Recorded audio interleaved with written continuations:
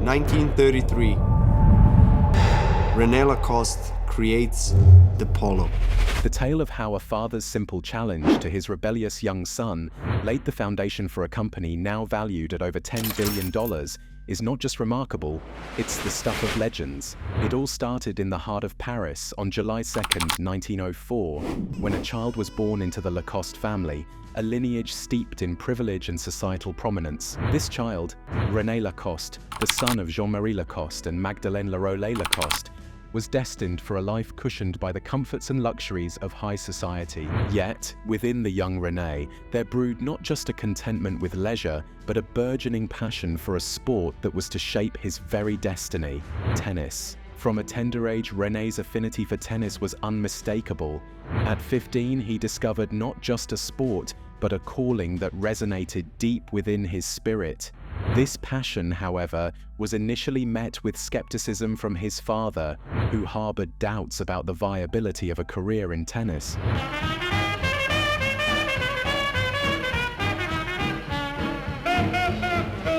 It was a time when tennis was seen more as a pastime rather than a professional pursuit. Yet, René's unwavering dedication to the game soon won over his father, who laid down a formidable challenge: to ascend to the ranks of world champion within a mere 5 years. Accepting the challenge with a blend of determination and enthusiasm, René threw himself into an intensive regimen of training. His commitment was unwavering, his discipline unrelenting. The world of tennis was evolving, and René was poised to be at its forefront. His efforts bore fruit when he made his debut at the prestigious Wimbledon Championships in 1922.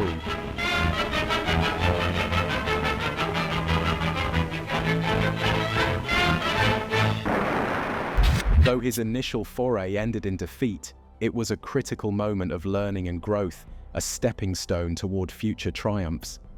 In the ensuing years, René's distinctive style and skill began to capture the attention of the tennis world. His prowess on the court earned him a coveted spot on the French Davis Cup team. Alongside Jean Borotra, Jacques Brugnon, and Henri Cochet, René formed part of the formidable quartet known as the Four Musketeers.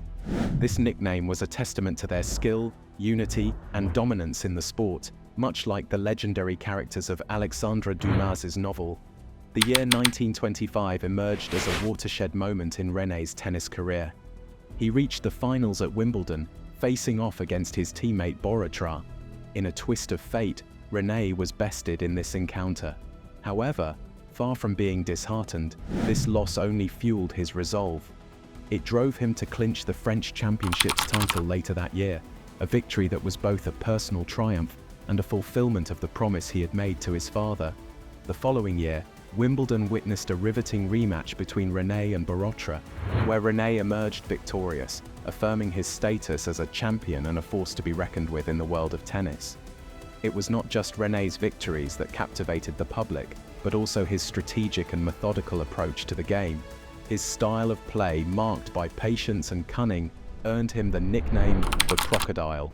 This moniker, given to him by the American press, was a nod to his tenacious and calculating nature on the court. Akin to the stealth and power of a crocodile, the name quickly caught on, becoming synonymous with René and later serving as the emblematic symbol of the Lacoste brand. René Lacoste was not just a tennis player, he was a visionary who saw beyond the game. In the early 1930s, dissatisfied with the restrictive tennis attire of the day, he envisioned a shirt that was both practical for play and stylishly elegant. This vision materialized in 1933 when he collaborated with André Gillier. Together, they revolutionized tennis apparel with the creation of the petit piqué cotton polo. This wasn't merely a new style of clothing, it was a statement against the rigid norms of tennis attire, combining comfort with a casual elegance that was unheard of at the time. 1933 also marked the year René Lacoste founded the Lacoste brand, making history as the first brand to place a logo on the outside of an item of clothing.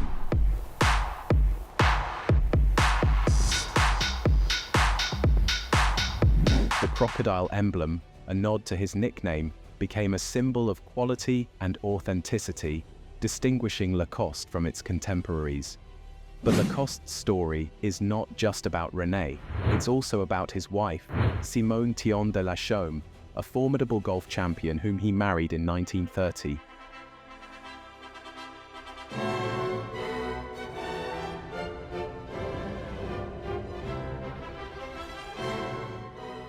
Simone, much like René, was a trailblazer in her own right, challenging gender norms in a sport that was predominantly male at the time.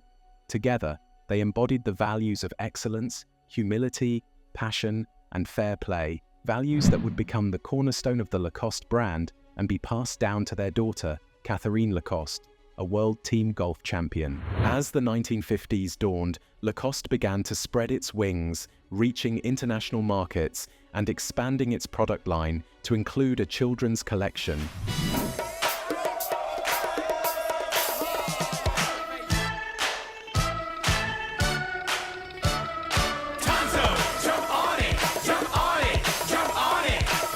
This marked a significant shift, transforming the brand from a sports-specific label to a transgenerational icon. The late 1960s saw Lacoste diversifying further, venturing into the world of fragrances in collaboration with renowned fashion designer and perfumer Jean Patou. Got a man to stick it out and make a home from rented house.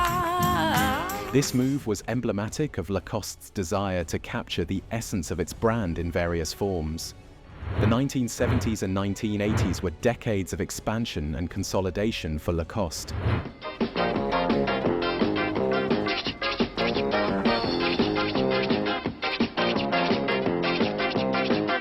The brand became synonymous with Roland Garros, the iconic tennis stadium, reflecting its deep roots in the sport. Additionally, Lacoste began exploring new avenues, creating a line of elegant eyewear and delving into leather goods, partnering with French artisans to craft exquisite belts, luggage, and sports bags. In 1991, Lacoste continued its tradition of innovation, stepping into the world of casual footwear in partnership with the British group Pentland. This was followed by the launch of its first line of watches in 1994, unveiled at the Basel Watch Fair, showcasing the brand's commitment to precision and elegance.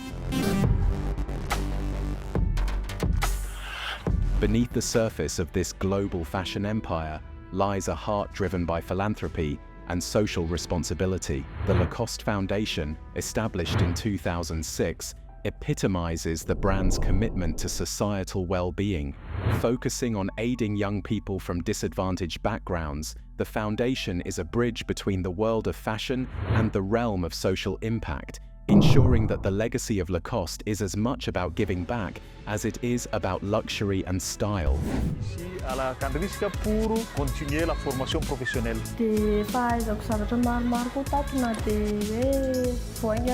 From the chic boutiques in Paris to the trendy high streets of New York, Lacoste's presence is pervasive. The brand has skillfully expanded its reach, operating in numerous countries across continents, its boutiques serving as beacons of French elegance and contemporary design. The expansion of Lacoste is not just geographical but also conceptual.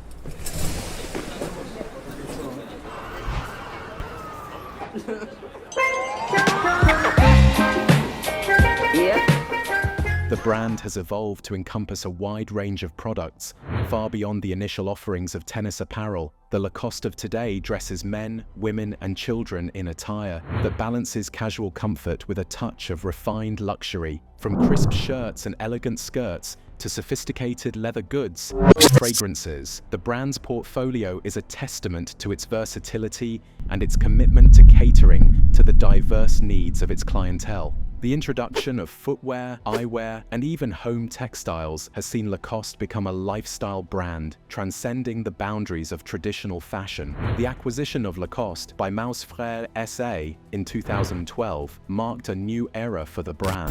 Maus Frères SA, a family-run business with a rich heritage, was fascinated by both the brand and the man behind it. This acquisition was more than a business transaction. It was a meeting of shared values and visions. Under the direction of CEO Thierry Guibert, Lacoste continued to uphold its legacy of optimism, passion, elegance, and tenacity. In recent years, Lacoste has continued to evolve, staying true to its roots while adapting to contemporary trends. The appointment of Novak Djokovic as a brand ambassador in 2017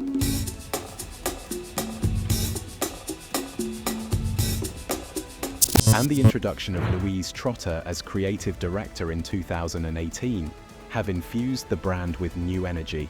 Djokovic, with his unrivaled prowess on the tennis court, and Trotter, with her keen eye for elegant silhouettes, have both contributed to reinventing Lacoste, making it relevant for today's fashion-conscious audience. From its inception on the tennis courts to its current status as a global fashion powerhouse, Lacoste continues to embody a lifestyle that is both sporty and sophisticated, a symbol of quality and style that transcends generations. If you've enjoyed this journey through the rich history and enduring legacy of Lacoste, don't forget to like and subscribe for more fascinating stories like this. Join us as we explore the origins and evolution of iconic brands and figures that have shaped our world. Your likes and subscriptions help us bring these captivating tales to life, so hit that like button, subscribe, and stay tuned for more intriguing content.